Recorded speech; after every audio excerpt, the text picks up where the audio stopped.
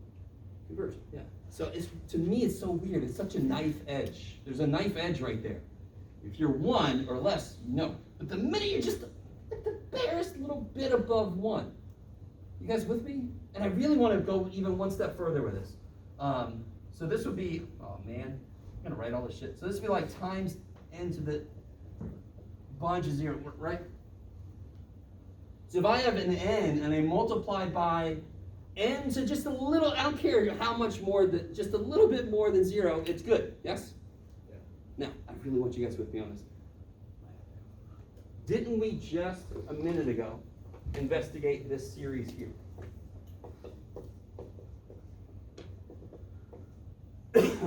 Yes?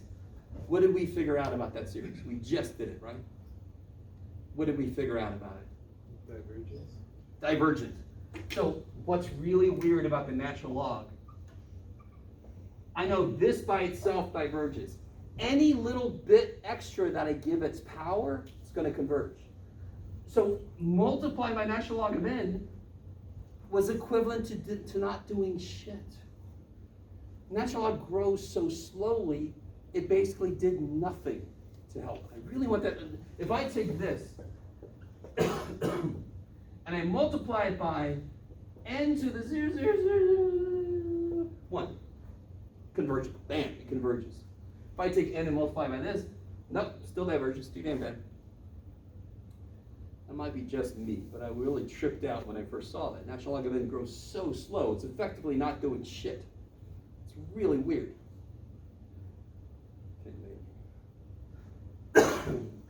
Okay. So that is an idea. If you see a series, it's a p-series. This is all you got to do to show it converges or diverges. You just say p is greater than 1 or p is not greater than 1. That's all you got to do. It's crazy. Okay. Well, let's see. I don't want to be too technical about this last bit. Yours. Here. Actually, let me do this. Everybody's got this 11.3 interval test handout.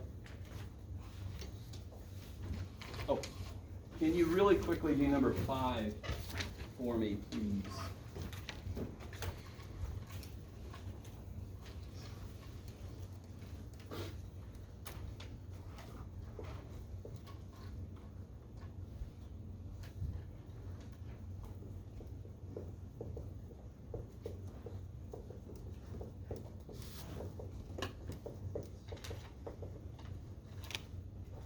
Now you're going to notice there will be some homework problems like this. These are the ones that are going to be a little bit worse. This is not that bad, because the first thing you have to do is figure out what the nth term is to be able to fill in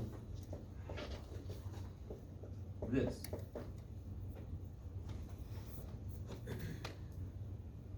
I don't say anything out loud, but this shouldn't be that horrible.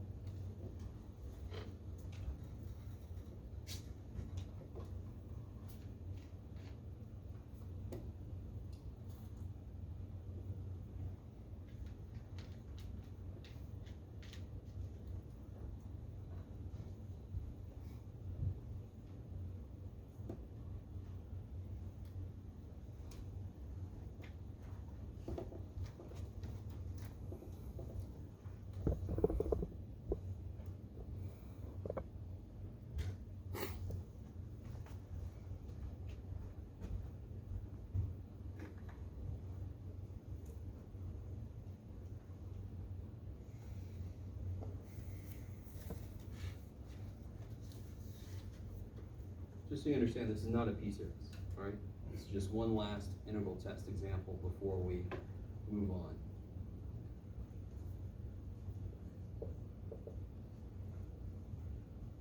Who's got what an is? N over e to n squared. Big N's. And this is 1, this is a 1 power. This is 2, this is a 4th power. 3, 9th power. So there's a connection. If you call this n, you call this n squared. Bam. And that integral is easy. So then I've got this. Before we get there, though, what do you have to show? Positive. Yeah, it's a positive. Well, that from 1 to infinity is definitely positive. How can you show me real quick without doing derivatives? What's true about e to a power? What does it look like? Draw e to the x in the air. Holy shit, all right. What's happening? So, just to let you guys know, pre-calculus, I call it, and I tell my students this, graphing hell. Can you think back to pre-calc? Would you agree with that assessment? Pre-calculus, you graph the shit out of everything, yes? Oh yeah. You remember? All right. Why? So that when you get here, you know it. You can do a real rough little sketch of something, right? Okay, so let's try this again. What does e to the x look like? Yes, like this, right? And what's happening right here? What's happening right there? Let me do it like this for you guys, I think. Wait, for you guys it does look like that. Yeah, that's how it looks. Yeah. So what's happening right there? This is the x-axis. What's it doing? Approaching 0. Approaching. So it's asymptotic, right? Say that word whenever you can, because it's a cool word to say. Asymptotic. Right? So what does that mean? Is it ever zero? Does e to the x ever equal zero? So it can never be negative, because it can't even get through the x-axis. So is the top positive?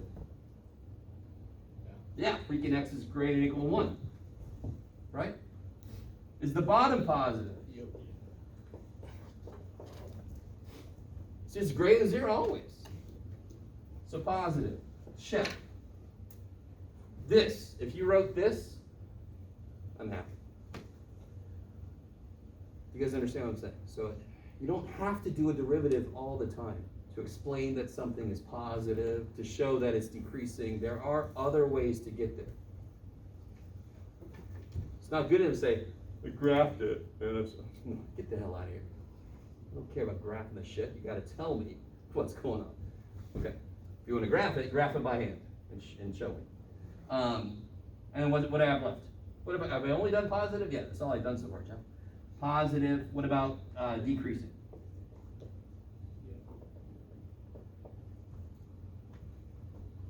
Now here's where things kind of suck. If you look at the next term, it would be n plus 1 over e to the n plus 1 squared. The top got bigger and the bottom got bigger. You can't officially say that's decreasing then. You don't know. So what would you have to do? How do you show it's decreasing? Derivative. Take a derivative. Go ahead, take the derivative. Figure out what f prime of x is. I'll wait. If I were you, I would write this as x e to the negative x squared, right? I generally try to stay away from quotient rule when I was a student. It's mostly because my teacher couldn't teach it well, but.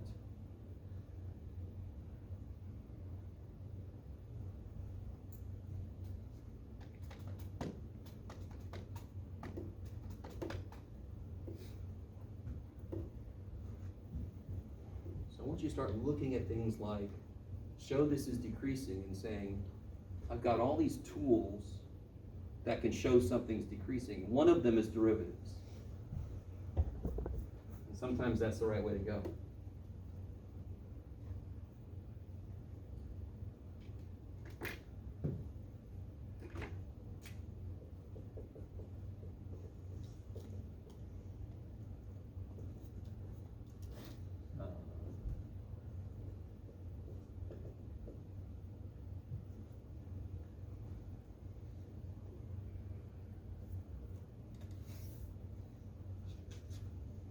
Is that cool? You guys get that? Good old product rule, right? Derivative of x times this, plus the derivative of e to the negative x squared, which is negative 2x e to the negative x squared times x. Now, if I ask you, can you show me when this is negative? Do you know how to do that relatively quickly? Besides graphing it on the calculator again. It's very often, it's almost never the right answer.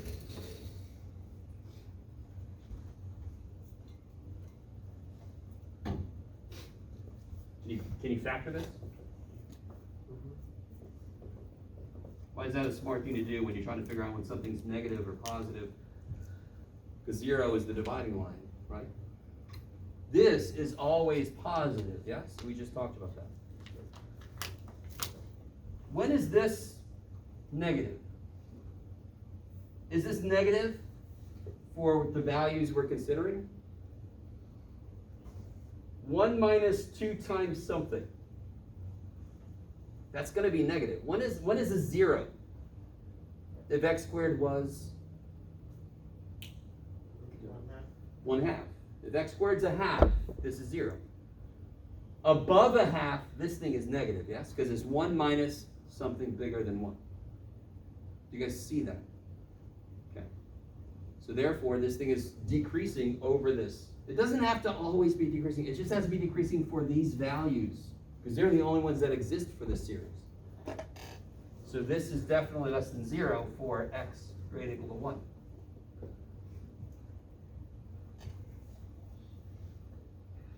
Now let me say something right now. Let me see if I can get this in right now, because this seems to be a decent place to do this. It doesn't even have to decrease for the entire time here. This might not be the best time, but oh well. If I have a function that's act like a series and I graph the f of x and it does this, see how it's decreasing forever after a little while? Really want this to make sense. This first part will be a finite number, correct? As long as it's only increasing up to a finite point, and then forever after that it's decreasing. So even if I would have said, for x greater than or equal to 100 billion, it's decreasing, I'm golden. So it just has to decrease forever, starting at some point. It doesn't matter what the shit it does before that, because this is all finite. If it's decreasing forever, that's infinite. I really want that to make sense. It's a weird little detail. Okay, all right. But at least that, thankfully, this one's pretty straightforward. It's beautiful for everything that we're worried about. That's awesome. So what does that mean? Wait, I got one more thing to do, right? Why is this thing continuous?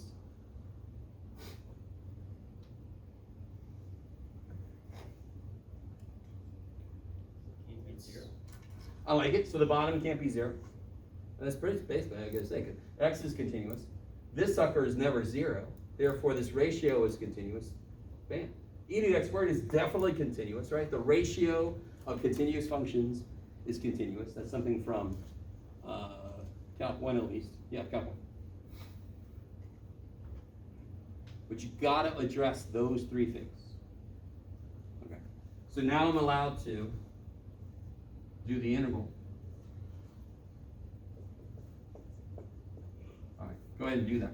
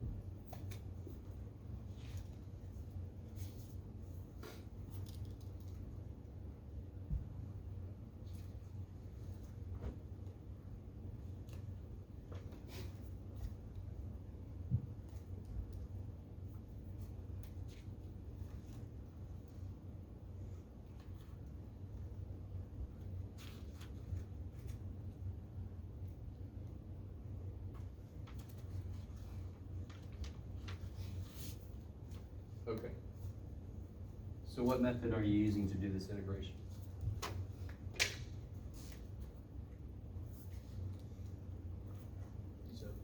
U sub. So if u is x squared, du is 2x dx. So I just need a 2 to show up. So then I get my du. Right? I really don't understand. And I know a lot of you guys were taught the way to solve for whatever bullshit, but to me, it just makes more sense to kind of build what you need instead of just sort of magically letting it happen. But you can do it either way. Okay. So you get a 1/2 integral 1 to t, limit as t goes to infinity, make everything nice and above boards. So then I get e to the negative u du. Is that cool?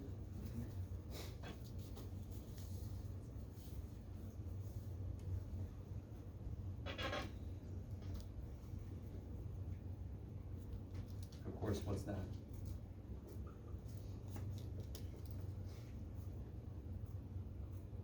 What's the integral of e to the negative u?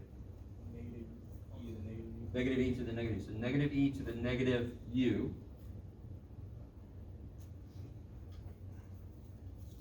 evaluated between 1 and t.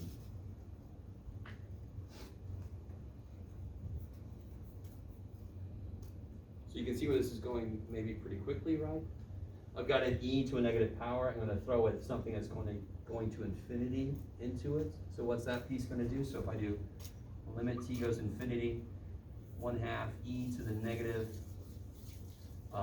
t squared plus 1/2 e to the negative 1. So this thing doesn't mean anything to me. It's a nice little dude. I don't mean that in a bad way, but it doesn't tell me anything. If I let t go to infinity, this of course is going to go to 0, because it would be 1 over e to the t squared. It's a negative power, right? So what does this integral do? The integral does what? Converges. Therefore, this series converges. Gee, guys, okay.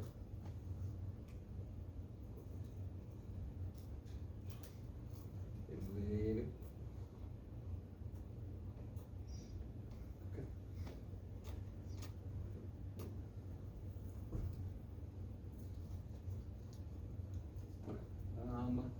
What do you do? Let's see. Yeah, I got time for this. I'm not overly concerned with the remainder theorem, but so I'm not going to get deep into why this is true. And it's basically built on exactly how we created the integral test itself. But I do want to do one example because it's kind of nifty. So I want you guys to do the first part of it.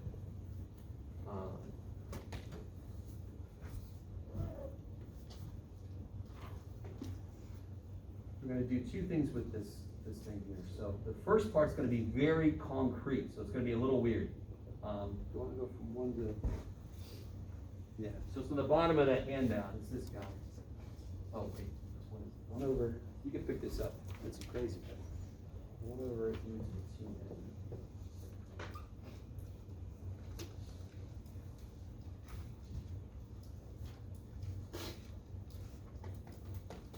I'm going to adjust my instructions on that a little bit.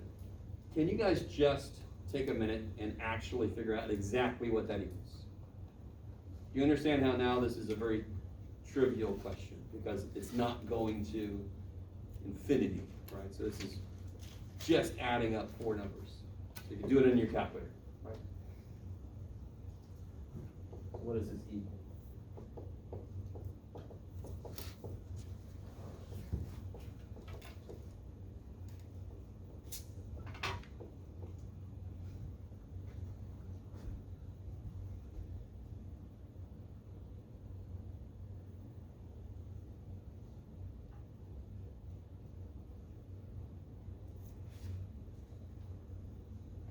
I'm going to say 127.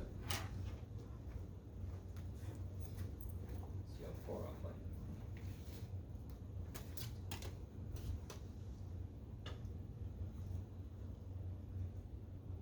No.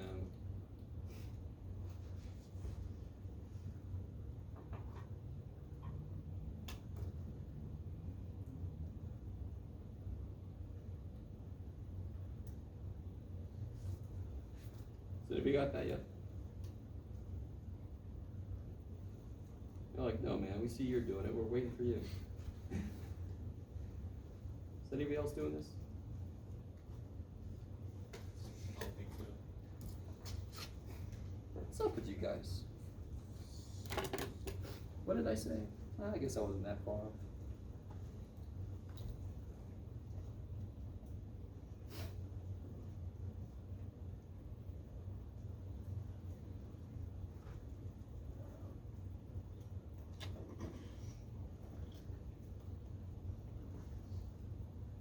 What do you guys get? Anybody? 2156. Yeah, I get like 0.156. Blah blah blah. In fact, let's give it a few more decimal places. What you got? 47. 4.7. Give me a few more. Oh, well, then it would be 6, not 7. Okay. 4, 6, 5-1. 5, 1. Okay, that's not right. Holy shit, that's palindromic. That piece that we just did. That's neat. Sorry.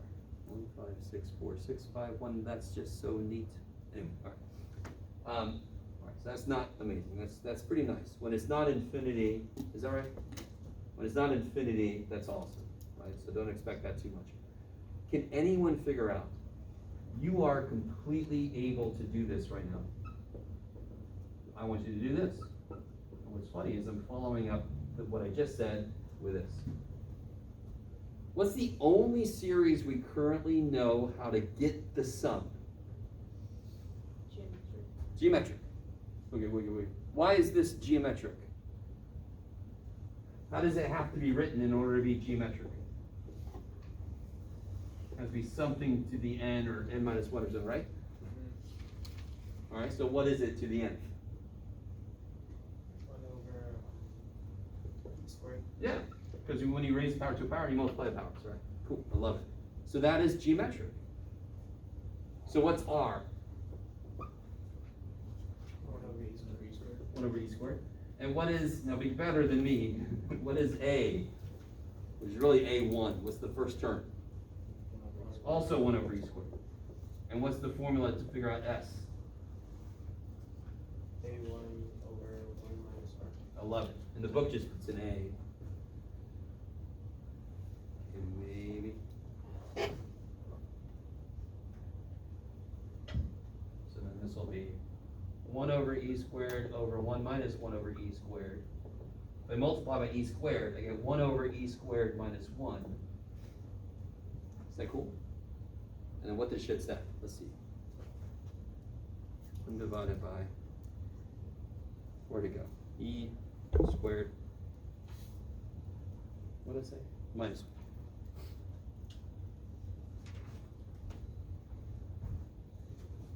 156. Jeff, you can pick things up.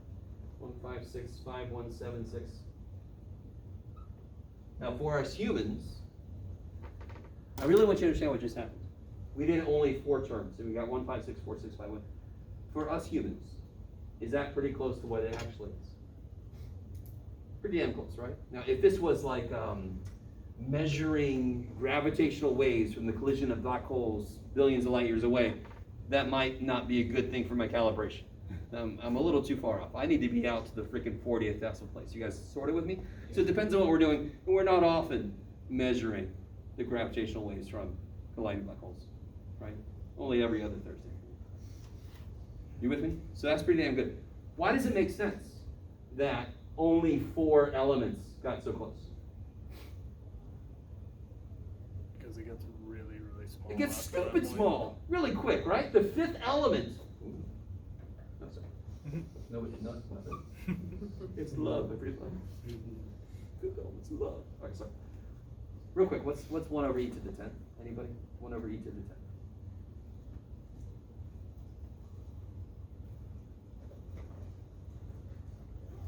Is it even able to do it? 4.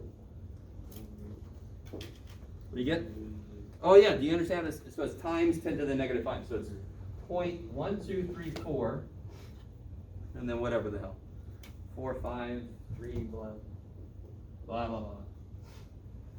So the next element will be changing the 5th decimal place. The next element after that will probably be the 6th or the 7th decimal place. That's why this was correct up to here. Because the 5th, you see how it's like off by 5, which is basically what that is? Yeah. Okay, maybe? You guys see the connection. Okay, and again, this is a little aside, but these are the little things about this work that we don't get to show you directly that actually make a completer picture, right? So this is kind of cool. If it's decreasing pretty quickly, I don't have to go out that far to get a pretty accurate estimate. Okay, maybe. Not everything decreases this quickly though, so okay. All right, so we've got the hard numbers about how far off our estimate was. Can somebody tell me how far off was our estimate? And you can use these truncated numbers here.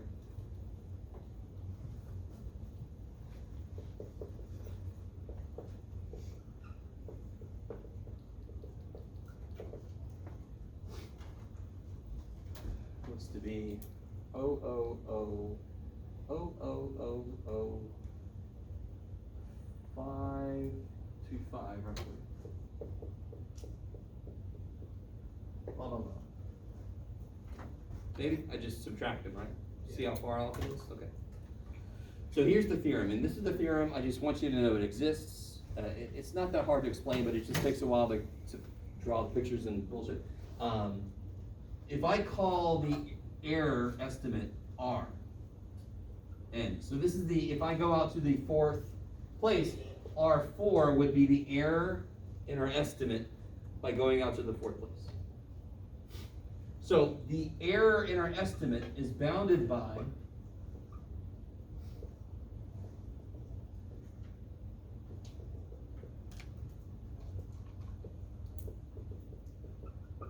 see if I wrote that down correctly. Yeah, Jeff. Right. So it's sort of like, does it make sense that this would lead to maybe like integral from 1 to 4? Possibly if you were trying to kind of expand the integral test to go not to infinity. So like this is the rest of that, either starting at it or starting one past it. So let me see if we can do this semi-quickly. What time is it? So if I integrate, I just want to get this number. So we got the error estimate. This is the actual error estimate, cool? Because in this case we know our estimate and we knew what the actual sum was. You can't always get that. Just to show you the concrete example of this. If I want to integrate 1 over e to the 2n. Yeah, x. I'm not going to put any bounds on it. I'm going to throw them in a minute. It's a pretty simple integral to do, yes? Did I get the right function? I think so, yes. Yeah. What would this be? E to the negative 2x Over 2 negative. Okay, I love it. Right? So then if I want to go from, what was it, 4? So if I want to go from 5 to infinity, this would basically be, don't do this, kids. Limit, okay, do this, kids. Okay, I wasn't going to do it. Do you guys see how if I put the t in, that's going to go to infinity? I'm sorry, to 0. Because t goes to infinity, so this goes to 1 over that, it's 0. So you're very cool with it. So then I would get plus e to the negative 2 times 5, so e to the negative 10 over 2. So what is e to the negative 10 divided by 2? Well, it's going to be, did we just do e to the 10? Yeah, divided by 2, so it's going to be 2.27 roughly, times 10 to the whatever, so 0.0027, basically. Now to do this one, I want to go from 4 to that, so I'm just going to make this a 4, make this an 8, and if I do e to the negative 8 divided by 2, I get 0.0001 stuff. Is that true? Here's the actual estimate, error in our estimate. Is that between these two? Yes, I love it. In general, now real quick, how many series have we looked at? Types of series? A lot already, yes? There's only one of them, geometric series, that we actually know how to get the freaking sum. That's the only one. So for all the other ones, the best we can do is to do this to see how far off it looks like we are. Somewhere between this and this. So we're definitely off by something, and it could be off by as much as this. So if you're an engineer, and you're trying to develop a program to tell the machine where to go, if that's not within your error tolerance, you've got to kind of beef up your program. Does that make sense? Maybe. Okay. All right. So as always, guys, I want you to realize, if you haven't realized this yet, I very often go a little bit above what we have to do. I just want to show a few more things. This is one thing you're going to do in the homework, but I'm not going to really worry about it too much on a test or something. I just want you to know this exists, because it's important, but I'm not gonna really focus on it too much. I don't think I wanna do that quite yet, I'm not sure. Yeah, no, tonight I want to, the last thing we'll do tonight is related to section 11.4, and it's gonna bring back something we talked about related to integral tests. The ceiling and the floor idea. Okay.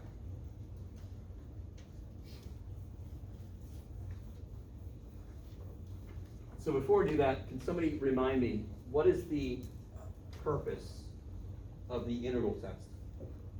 What is its purpose? It's not to pass the button. What's the purpose of the integral test? What does it do?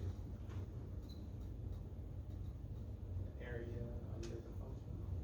Tells you if Nope. the series converges. Yes, that's all it does. That's all it can do is, if it converges, your series converges. If it diverges, your series diverges. Now, of course, you have to meet the requirements to even use it, but what is its purpose?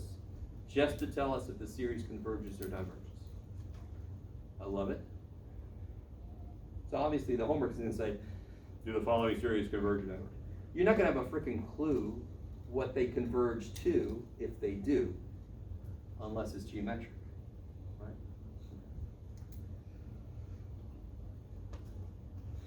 So, you can imagine that the integral test would really suck in some cases. In some cases, some requirement is not met. In some cases, the integral is impossible for us to do. It's not that hard for me to create a function that you cannot integrate. Like, give me a few more sections and we'll be able to integrate a lot more shit. Can't do it yet. So we want to determine other tests for convergence to see if they converge. So, because it's a huge question given some series. Does it converge? That's one of the number one questions we want to know about the series. So, one of the most direct tests, most direct ways to tell if something converges or diverges is called the direct, it's in the name of the damn thing, comparison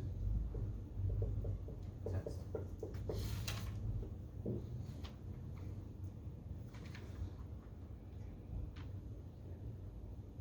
let me give you a really, really, very straightforward, basic example. Here we go. What if I have this?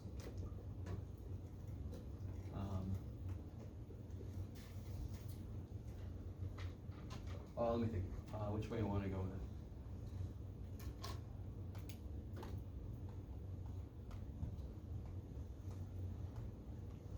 Yeah, okay.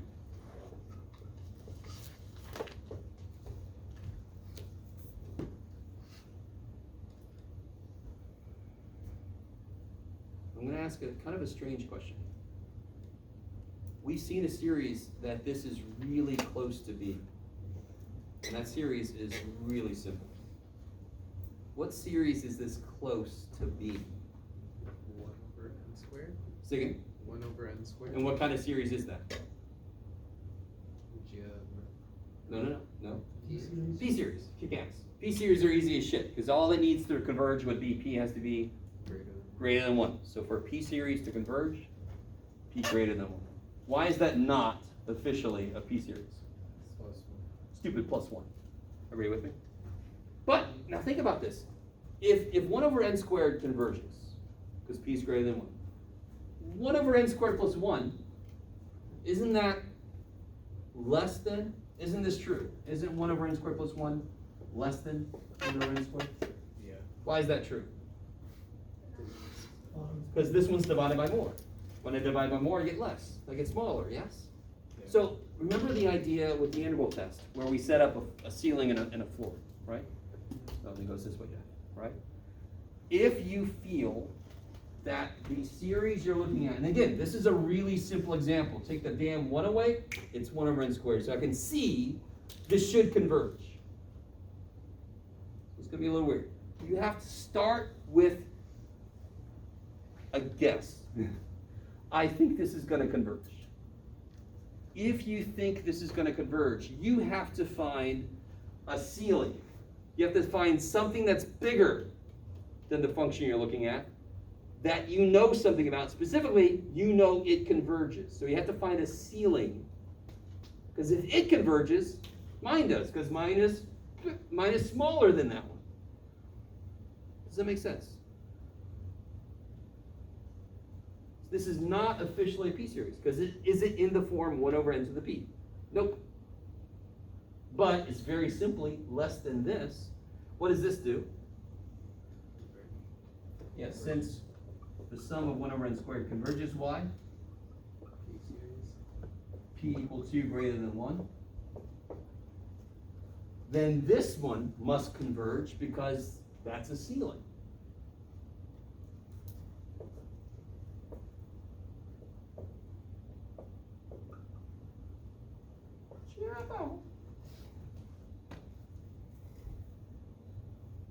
Let me stop for a minute. So if I think the series I'm looking at converges, and that's going to be a skill in its own, being able to tease out what is it trying to be. That's a really, I'm going to say that phrase a lot. What is it trying to be? Well, it's trying to be 1 over n squared. That stupid 1 came down there. Okay, so I know that 1 over n squared converges, so I feel like this converges. I need to find a ceiling. I need to find something that this function is less than, that I know converges. What if I thought this diverged? I would have to find a function that this was bigger than, that I know diverges. Let me stop for a minute. So it's the idea of a floor and a ceiling, but you have to start with intuition, with a guess. Maybe. So let's try something that's a little bit harder.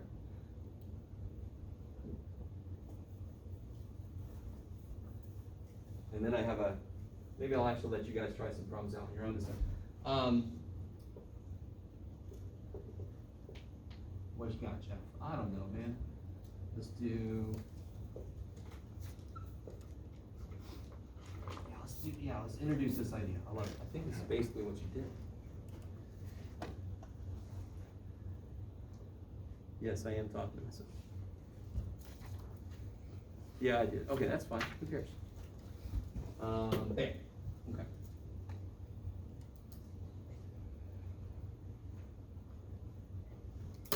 What is this trying to be?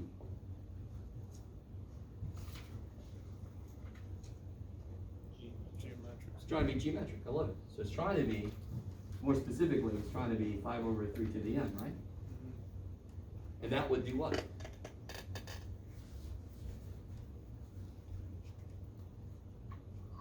What does that do? What does that geometric series do? Diverge. It diverges. Why? Because the numerator's greater.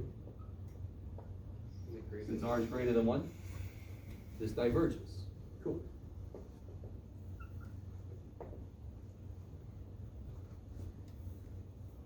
So what do we want to find? Do we want to find a ceiling? Do we want to find something that this is smaller than? Or do we want to find a floor, something that this is bigger than? If I know it, if I feel pretty good that that's going to diverge. If I find a ceiling that diverges, does that necessarily mean my thing I'm looking at has to diverge? Is there anything forcing this thing to go up? Nope. So if I think what I'm looking at diverges, I need a floor that I know diverges, because that'll push that guy. There's no other chance. It's got to go to infinity. You can't go below this guy, because it's always bigger than that guy. So it's got no choice. It's got to go to infinity. It sort of is, I don't know if you guys remember the squeeze theorem? It's better than the squeeze theorem, but it's sort of like the squeeze theorem. It's got no other choice. It's greater than it, and it's going to infinity, so you got no choice, dude. I'm sorry. Okay. So, I really want you to, I'm trying to show you exactly the way you want to approach these problems. Develop some kind of an idea of what this is doing. Now I know I want to find a floor, which means I want to make something that is less than this. If I take that plus 1 away, which is what we really want to do, correct? That would be so cool. Does the inequality go the right direction? If I take that plus 1 away, I make it, if I divide by less, I make the result bigger. Not what I want. Shit. I really want you guys with me. This is the part where students feel, I think you feel sometimes, and understandably, like this is kind of cheating or something, because I am going to change this damn thing. I'm just going to change it. And I'm allowed to do that because I just need to find something else that is smaller than this that I know diverges. So I don't give a shit what that is. As long as I can show it's true, I'm done. So I'm not like changing the problem, I'm constructing the other dude, the one that's smaller than this guy. So now watch this, I really want this understood. Either taking that away makes it happen correctly. Isn't that like the first example we did? Didn't we just take it away and it made it work? Yeah. So either taking it away makes it work, or, now here's the trick, or making like terms. Now watch, let me just show you. Is that true? Is that a true statement, what I just wrote? Is the bottom bigger than this bottom? Meaning the whole result would be smaller than this. Yeah. I really want this to make sense, because when I was taught this the first time, I did not do well in my Calc 2, just to kind of open up to you guys, because my teacher sucked. And then later I'm like, holy shit, if you would have just said this. When I was taught this, we really didn't go over what these inequalities, how to make them do the right thing. Either that makes it, that doesn't make it work. That makes this the wrong way. So then I'm going to make this like terms with this guy. I really want that to make sense, because now I made the bottom bigger, so I made the whole thing smaller. And what is this? What is 3 to the n plus 3 to the n? 2, 3, oh wait. Thank God, not 3 6 to to the- the n. Okay. 2 times 3 to the n. Now, why is that not a problem? So if I look at this series, do you see how that's not a problem? Can I just take that 1/2 out? And what does that series do? Like we said, look, that diverges, correct? And what's 1/2 of infinity? Infinity. Infinity. I love it, right? So any multiplier I hear doesn't mean shit to me. If it's convergent, a multiplier, it's still convergent. If it's divergent, a multiplier is still divergent. Okay? Since this diverges, divergent r greater than 1, this must also diverge. So this is the work. You show me this trail, you look at this guy, see what he does, explain what this does.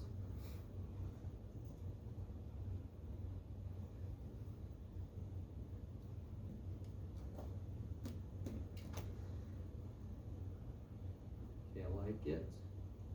Lucky.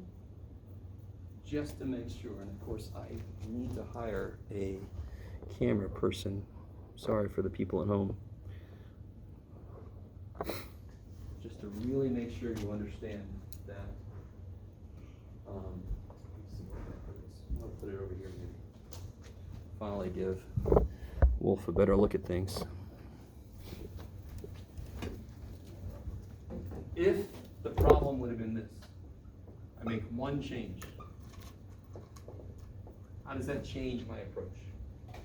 That one change I made. What's the change I made?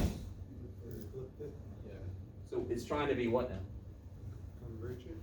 Trying to be 3/5 to the n, which would converge, yes? Yeah. So now what am I trying to find? Do I want a ceiling or a floor? So here's the beautiful thing. If it's looks like it's trying to converge, C, I want to find a ceiling, C. Right? Converge, start with the letter C, find a ceiling. Diverge is a bad grade, D, so it's like an F. Okay, I don't know, whatever. You guys with me? So if you're trying to show it converges, you want a ceiling, you want something that's bigger than it. If you're trying to show it diverges, you need a floor, you want something smaller than it. So in this case, why would this be an easier trail of inequalities to do? I want a ceiling, so I want something that is bigger. Does taking that away make that work?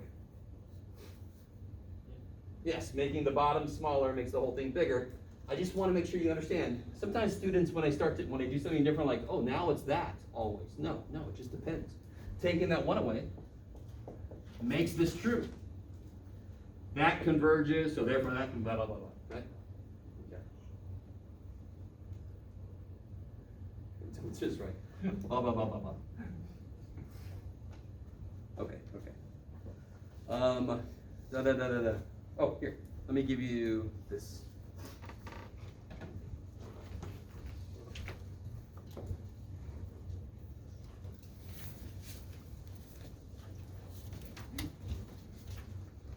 Okay, so far away.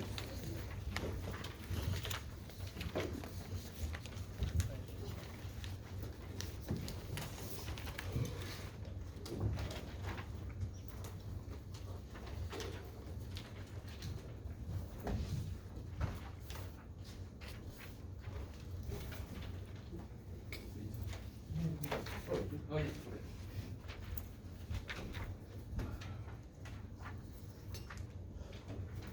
Yep, I love it. So I really tried to capture on this handout everything I just said about the ceiling and the floor and so forth. Yeah, blah, blah, blah. So one little thing about this, just like the interval test, now thankfully it didn't have as many requirements. All that is needed is that your series has to have positive terms. So obviously in our future is going to be, what do we do when our series has a few negative terms? What are we going to do? Okay. But for right now, to do this, the series has to have positive terms. So let me see. You guys, real quick, just try number 1 on this. And I think we might do 2 together and then we'll call it a night. Yeah.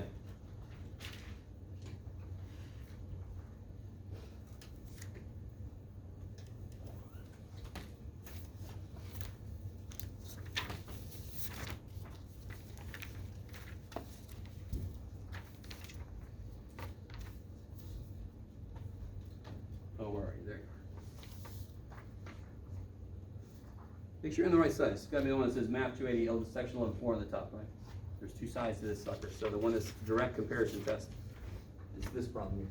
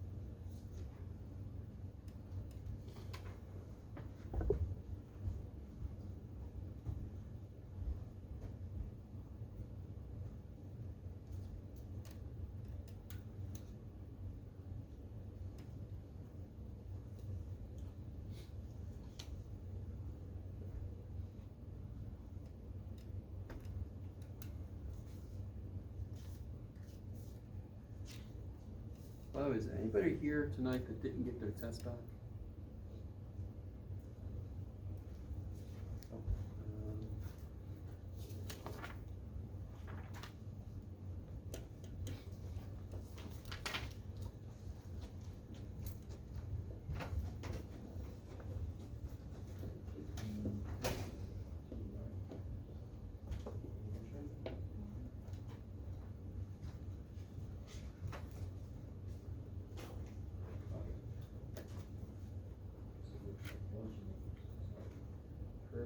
There's your test rate.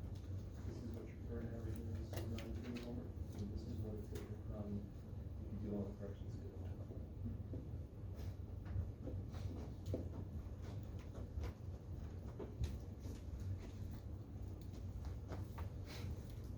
Alright, this one shouldn't be too evil. What's this one trying to be? Yeah, it's trying to be 1 over n cubed. Right? So, what does that do? This is convergent y. Equal 3 greater than 1, kick ass. So do I want to find a ceiling or a floor? Ceiling. So then I want something that this is smaller than. And that's pretty straightforward, yes? Thankfully, right? And again, if I needed it greater, I would just make it like terms. But does taking that away make it work? Yeah, if I make the bottom smaller, it makes the result bigger. So I can just do this. But if I needed it to be greater than, I would just replace this with n cubed. Because then I made the bottom smaller, so the whole thing is bigger. So that's what I mean. Either you take the damn thing away and it makes it work, or replace it with like terms and it makes it work. That is kind of cool. Yes, hopefully. Some of you guys are like, none of this is cool. All right, I'm sorry. So this, like we just said, converges. Therefore, converge.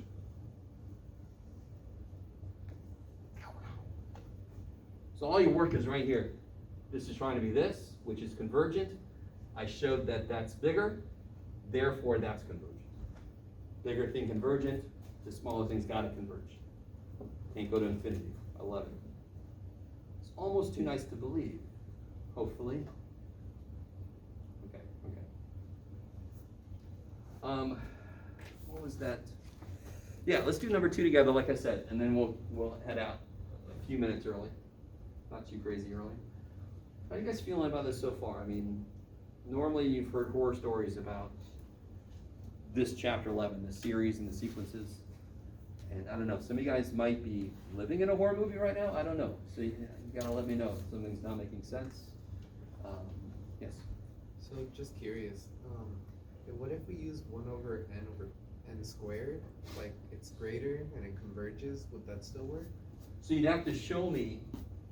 So you're saying that this is smaller than this, which means effectively you're saying that n squared is less than n cubed plus square root of n, right?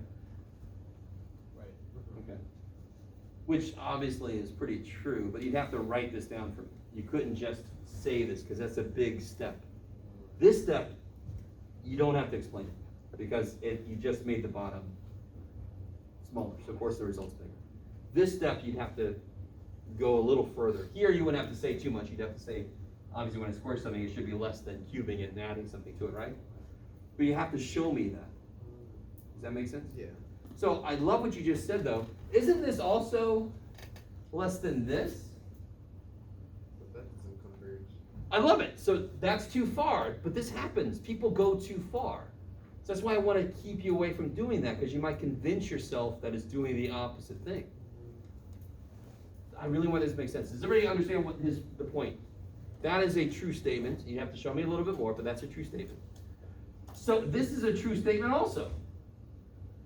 But that's not a good ceiling, because what does that series do? Diverges. Yeah, I love it. I'm kind of happy you said that, because I see that. People go too far with this, and then they convince themselves it's the other thing. Okay, okay. Thank you. You won't. Try to keep the degree the same. Trust me. Yeah, yeah. Okay. Let me think. Oh yeah, okay. So let's do this.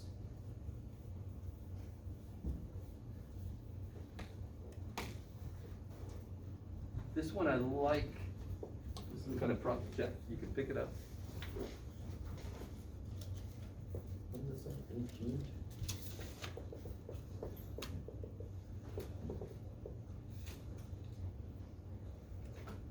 So who can see what that's trying to be?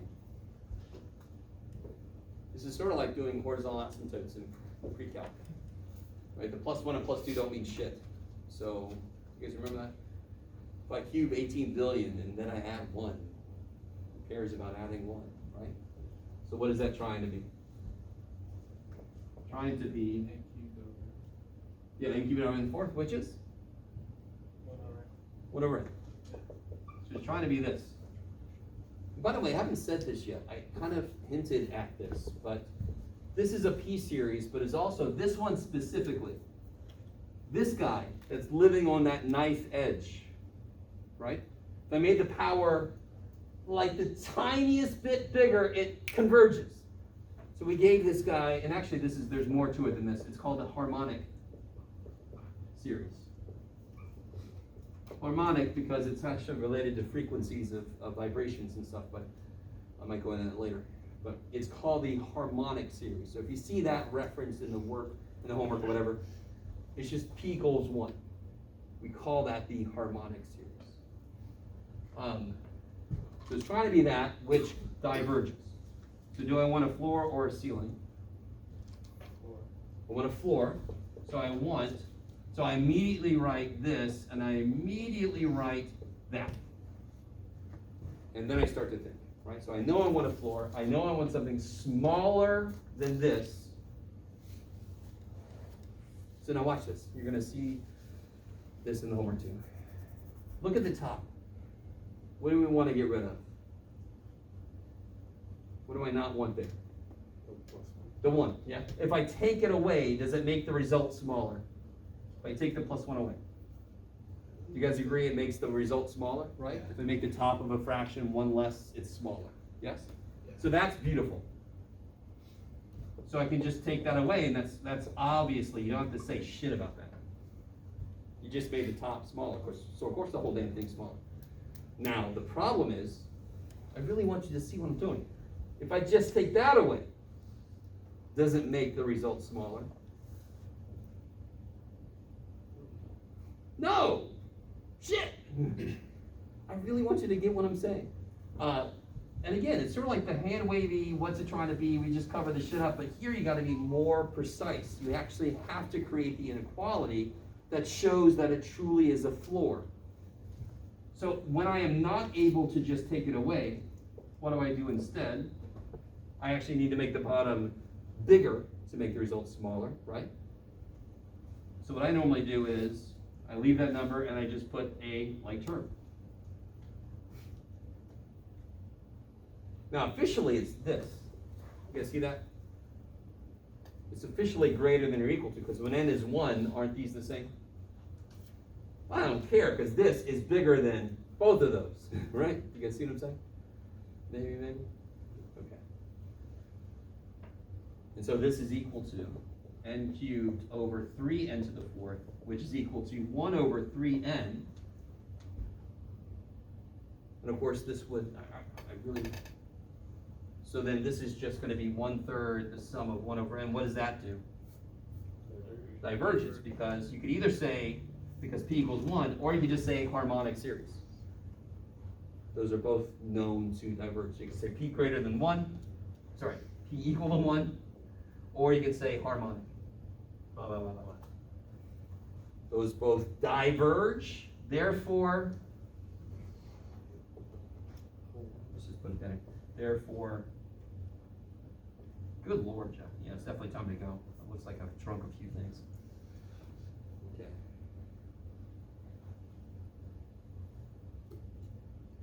Did you only add that second portion because to show if Oh, we here? didn't have the one? No, like Oh. that whole side of the inequality. Did did you only show that because if we didn't have the one to take away from the top?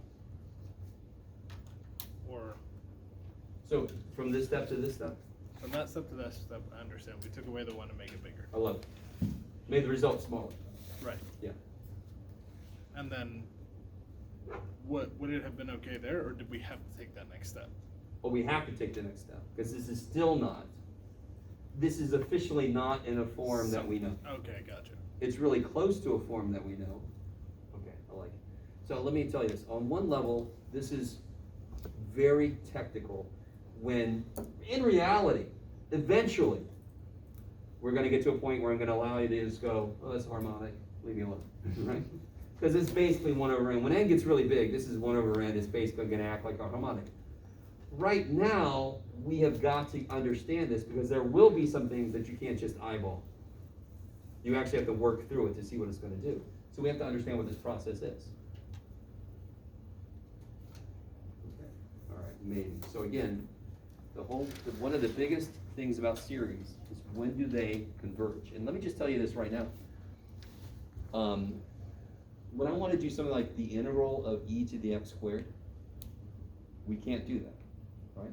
And fundamentally, it's missing its chain rule piece.